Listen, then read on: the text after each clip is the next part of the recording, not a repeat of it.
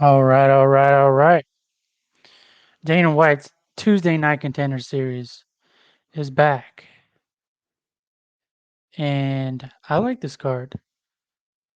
It's a good card, man. It's a little banger of a card. I think it's gonna be pretty fucking violent if you ask me. And yeah, I just want to talk about it. First fight, we have AJ Fletcher versus Leonardo Damani. Personally, I think AJ Fletcher is technically the better fighter. Like there's no questioning that. But I don't think this guy has beat anyone of significance. He's got good stand up, he's got good technical stand up, good striking. On the mat, he looks pretty competent, decent takedowns. But like I said, he hasn't beaten anyone good, so it's hard to put my finger on exactly what he is. Hello? What's up? Uh-huh.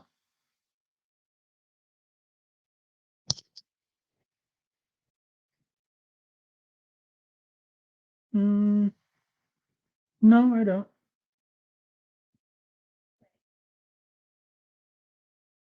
Yeah, that's fine. Yes.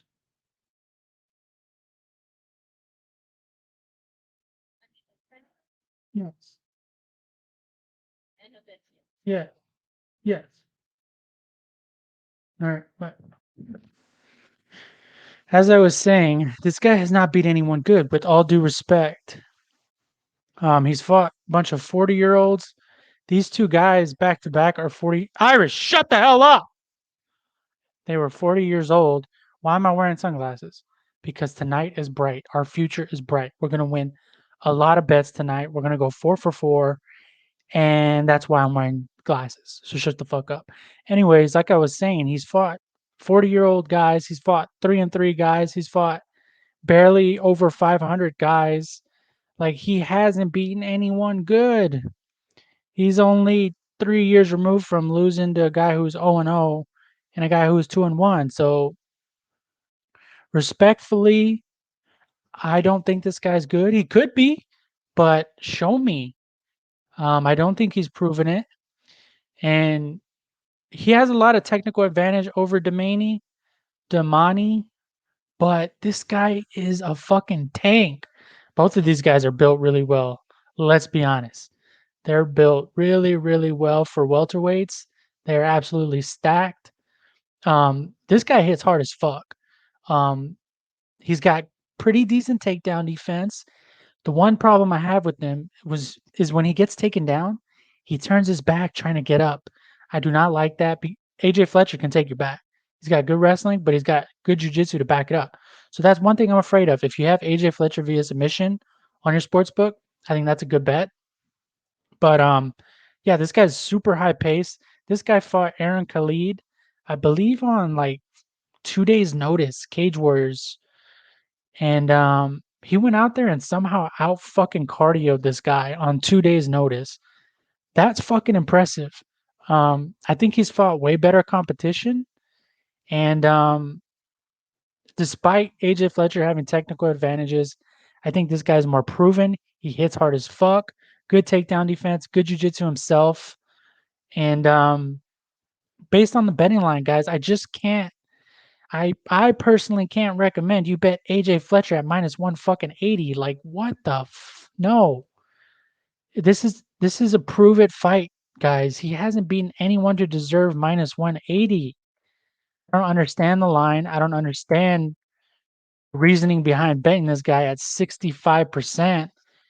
Does he win this fight 75% of the time? Fuck no. Like you have no edge. This is just getting steamed because this was the side people were betting, and I guess y'all degenerates want some fucking action. But I don't recommend it at all. I think the side here is Leonardo Damani, or like I said, this is going to be a high paced kind of fight. Both of these guys are defensively flawed on the feet, in my opinion, striking defense wise. I would play fight doesn't go to decision or under 2.5 rounds. The over is getting bet. I don't agree with that either. Um, so you're telling me AJ Fletcher via decision, guys? Is that what you're telling me? I don't believe it. I don't believe it. Nope. I think the best way to go as the line sits right now, money line plus 155 all day. You have to bet that side. But if you want to stay a little bit safer, I would go under 2.5 rounds, minus 130. I think this is going to be a high paced fight. It's going to be violent. Both guys hit really fucking hard. Fletcher has submission upside. And yeah, both defensively flawed, striking defensively. So I can see a knockout for either guy. So those are my thoughts on the first fight of the night. Next fight of the night, we have Victor Altamirano versus Carlos Candelario. Okay, so Carlos looked very flat his last fight. Like very, very flat. Um, he was off previously for like he was on a 4-year layoff before fighting Miguel Restrepo. And the one positive I think I can take away from that fight at CES 63 only 25 days ago is that he was taking Miguel down. Based on the styles and me watching Victor Altamirano, this dude like flops to his back. He's willing to play guard. He's willing to play jujitsu from his back. And Candelario has never been subbed. He's never lost a fight. He's a brown belt on the mat. Altamirano, I believe, is a purple belt. But anyways, the one positive I could take away, even though he looked flat against Restrepo, is that he was taking the guy down. He was going for takedowns. He wasn't holding him down, but the difference is Altamirano doesn't really work to get back up. Like I said, he plays guard. He's okay with being on his back. Um, but if you go back to his contender series fights and fights previous to that, the dude has looked sensational. He's got really good stand up. He's got good scrambling ability. He's fast. I think if we can get at least 80% of what we saw, the man we saw in this contender series fight back in 2017, I think we're good here, especially if you consider the line plus 150. I think rightfully so. This line's gone way, way, way down, but late action on Altamirano. I don't agree with the minus 175 price here.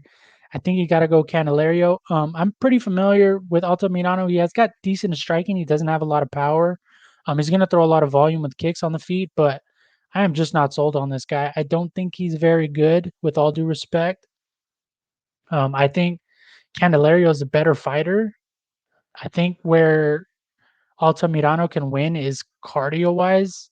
He can probably out volume him, out cardio him if Candelario does slow down. But when Altamirano's landing the volume, I think Candelario can offset that on the judge scorecard by landing the bigger power shots. I think he's going to be landing the bigger power shots for the first 10 minutes. Like I said, if he wants to reach in his back pocket and pull out those takedowns, I think the takedowns are there. The path to victory for as far as takedowns, grappling offense, it's there, man. This guy doesn't have very good takedown defense, and I know you're on contender series. This guy was on contender series 4 years ago. He probably feels like this is his last shot to get in the UFC. He retired after the contender series fight, his first one. So it may be a lot to ask as far as like doing the right thing, taking this guy down and getting the win um, by any means possible. I could be reaching there, but like I said, the takedowns are going to be there. Grappling offense upside. He's going to be landing the bigger shots. And I've bet against this guy, Altamirano. I bet against him. Nate Smith. He was an underdog to Nate Smith. Nate Smith fought Jimmy Flick on the contender series. It's too bad Nate Smith took that fight on only a few days' notice. And the dude tried to go out there and strike with him, and he gassed out after the first 2 rounds. So I'm not a fan of this Altamirano guy. I bet Nate Smith as a favorite, even taking the fight on short notice. So I think you got to go Candelario here. Money line's the way to go. Plus 150 does not make any sense to me. So yeah, that's what I got for the second fight of the night. And let's go to the third fight. This is another banger, man. AJ Fletcher and Damani is going to be a banger. Diego Lopez versus Brito is going to be a banger. Anytime anyone this guy goes against, Joe Anderson Brito, it's gonna be fucking fireworks. This guy brings chaos to the cage, and on top of that, you're gonna put this guy in a small cage. Are you kidding me?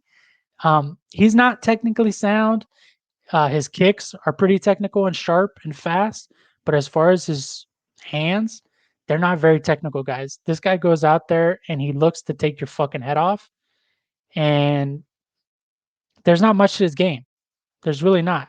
You either get the fuck out of the way or you're getting knocked out. Um, so when I looked at this guy, immediately popping in my head, fight doesn't go to decision, under violence. That's what this is. This guy's gonna get knocked out, or this guy's gonna knock Diego Lopez out, or he's gonna get submitted.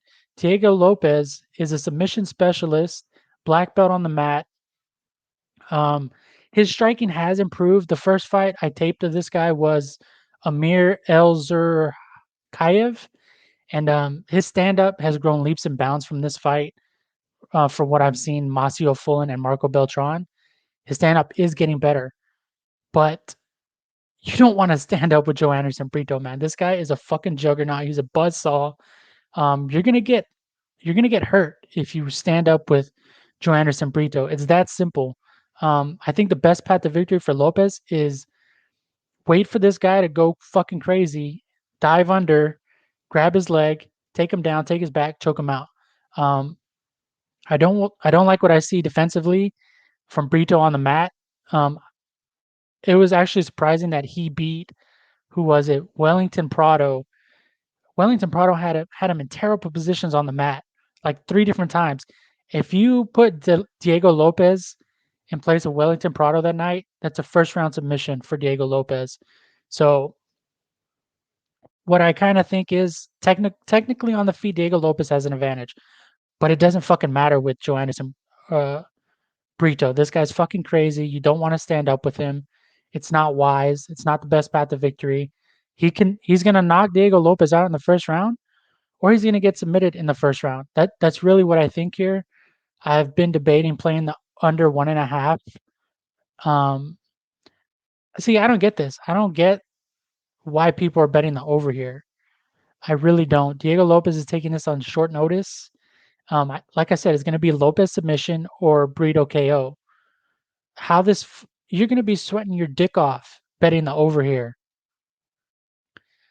Brito, any fight Brito is involved in, I'm not playing an over. Fuck that shit.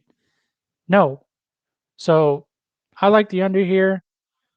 I like if you can get fight doesn't go to decision, I would fucking put this in every parlayed with every bet you have this weekend. It's that simple. This fight's gonna be fucking violent, and a finish will materialize. Brito round one KO, Diego Lopez round one submission. That simple. Lopez taking this fight on super short notice. If he gasses out, he is gonna get really, really hurt in rounds 2 and 3. So that's what I got for that fight.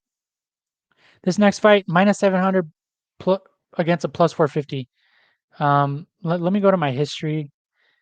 I need to show you guys pretty much one fight. This pretty much told me everything I needed to know here.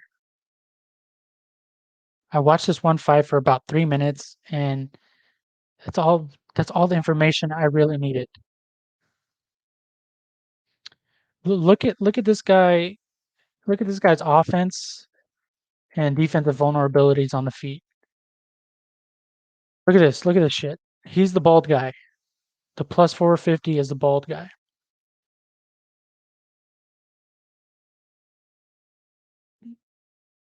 He's not going to make it to round two. He's not going to make it to round two, guys. Azamat is just too fast early on. He's too quick. He hits way too hard for you to be pulling this kind of shit on the feet. Nope. It's not going to happen. I don't think Bufa is going to survive 3 minutes of this fight. There's a reason he's plus 500. And I think Azamat's going to take his head off very, very early. Under 1.5 is the bet here. Obviously, people are on it. I agree. That's the bet. Round one KO for Azamat. And that's what I got for you guys. Let's make a lot of fucking money tonight. Like, subscribe, comment below your bets. What are your bets? What are you going with tonight? Am I crazy or am I gonna go 4 for 4? Let me know. Like, subscribe. See you guys tonight. Dana White's Contender Series. It's gonna be a fun fucking night. This card's gonna be violent. Tune in.